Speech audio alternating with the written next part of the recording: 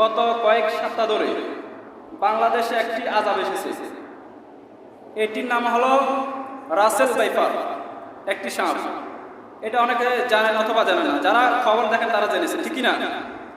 Russell viper এটি একটি বিষধর সাপ। এটি কয়েক সপ্তাহ ধরে বাংলাদেশের বিভিন্ন জায়গাতে বিভিন্ন জেলাতে দেখা যায়। তো এই সাপটা কি আসলে আমাদেরকে জানতে হবে, জানা দরকার আছে না নয়? আসলে সাপ, বিচ্ছু, ব্যাঙ, পোকামাকড়, এই হিংস্র প্রাণী যতগুলো বলে, আল্লাহ বলেছে এগুলো হলো আমার হাতিয়ার, আমার সৈন্য। কার সৈন্য? আল্লাহ রাব্বুল আলামিন কুখ্যাত ইন্টারন্যাশনাল ডাকাত ফিরআউনকে কিন্তু একটা ন্যাংরা মশা দিয়ে মেরেছে না? অর্থাৎ আল্লাহ রাব্বুল আলামিন এই সমস্ত ভয়ঙ্কর প্রাণীগুলো এটি আল্লাহর সৈন্য হিসেবে ব্যবহার করে। অর্থাৎ আল্লাহ তাআলা জালেমদেরকে বুঝাতে চায় যে দুনিয়াতে বেশি তোমরা বাড়াবাড়ি করো না, তোমরা একটা সাপের কাছে তোমরা একটা কি তুচ্ছ হয়ে গেল। এই সাপটা যখন এখন বাংলাদেশে ইদানিং দেখা দিয়েছে, এখন বাংলাদেশে ধনী বলেন গরিব বলেন সকলে কি হায়ুদেশ না? এই সাপগুলো বিশ্বের দ্বিতীয় বৃহত্তরতম সাপ, অর্থাৎ বিষধর সাপ। এই সাপগুলোর বৈশিষ্ট্য হলো আমরা যে হানুকা দায় সাপ, এই সাপগুলো দেখি, এগুলো দেখলে পালিয়ে যায়।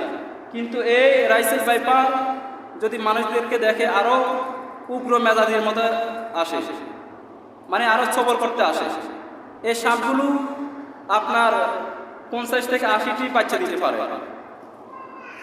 50 থেকে 80টি বাচ্চা দিতে পারে। অন্যান্য সাপগুলো আগে ডিম দেয়, তারপরে বাচ্চা দেয়। এই সাপগুলো মায়ের পেট থেকে বাচ্চা হয়ে সৃষ্টি হয়। এটি বিশেষ করে ধান খাত বিভিন্ন ক্ষেতে এগুলো দেখা যায়। এই জন্য আমাদেরকে সতর্ক থাকতে হবে। কি থাকতে হবে? সতর্ক থাকতে হবে।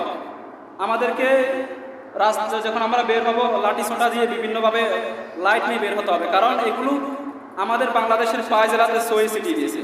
এই জন্য সতর্ক থাকতে রাজি আছেন তো? আর বিশেষ করে আল্লাহ নবী সাল্লাল্লাহু আলাইহি সাল্লাম 1400 বছর আগে দোয়া শিখিয়ে দিয়েছে হিংস্র জানোয়ার থেকে বাঁচার জন্য। সকল বলুন আউযু বিকালিমাতিল্লাহি তাম্মা, আউযু বিকালিমাতিল্লাহি তাম্মা মিন শাররি মা খলাক। মানে আল্লাহ সমস্ত প্রকার অনিষ্ট থেকে এবং হিংস্র প্রাণী থেকে আপনি আমাদেরকে রক্ষা করুন। সকলে বলুন আমিন। আল্লাহ রাব্বুল আলামিন এই রাইসেল ভাইপারের মতো গজবকে বাংলাদেশ থেকে তাই দেখ এবং কি ধ্বংস করে দেখ। সকলে বলুন আমিন।